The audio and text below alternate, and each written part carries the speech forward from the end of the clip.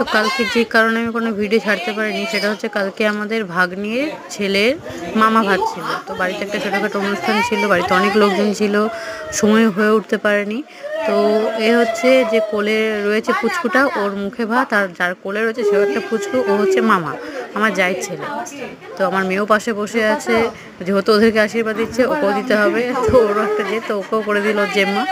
তো মুখে ভাতটা খুব ভালোভাবেই হয়েছে, দেখতেই পাচ্ছ। পুচকুটা খাবে, দেখবে কিভাবে, ওর মুখটা দেখবে, ওর মুখটা কি কিউট লাগছে খাওয়ার সময়, মানে জাস্ট অসাধারণ। তারপরে বাড়িতেই রান্না বান্না করা হয়েছে। আমার মেজো ভাসুর যেহেতু রান্না করতে খুব ভালোবাসে, আবার রান্না করতেও খুব ভালো পারে, তো বাড়িতে রান্না বান্না করা হয়েছে। অনেক আয়োজন হয়েছিল।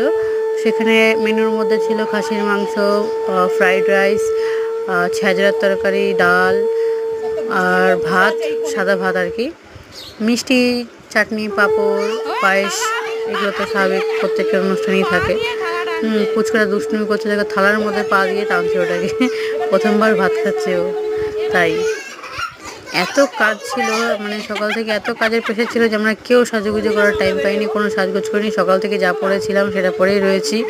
তবে হ্যাঁ, আমার ভাগ্নি শ্বশুর বাড়ির লোক সব সেজে গুজে এসেছিলো, বাট আমাদের বাড়ির লোক কেউ সাজগোজ করতে পারেনি। আমার যা যেহেতু আশীর্বাদ দিয়েছে, কোনো রকম স্নান করে সে নাইটি ছেড়ে একটা শাড়ি পরে আশীর্বাদ করতে গেছে।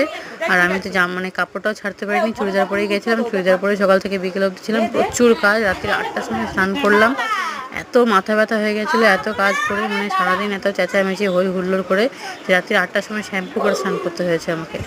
আর এই হচ্ছে রান্নার আয়োজনগুলো, ঠিক করে দেখাতে পারলাম না রান্নাগুলো। ভেবেছিলাম যখন রান্না হচ্ছে ভিডিও করবো, বাট আমার মেজো ভাসুর ফোন ঘাটা খুব একটা পছন্দ করে না, সেই জন্য রান্নার ভিডিওগুলো করতে পারিনি। বাট রান্নাগুলো অসাধারণ হয়েছিল, খুব স্বাদ হয়েছিল, সবাই বলেছে। আর আমি এদিকে মাছ ভাজছি, যারা মাছ মাংস মানে মাংস চিকেন মটন খায় না তাদের জন্য মাছ ভাজা। আমার মেয়ে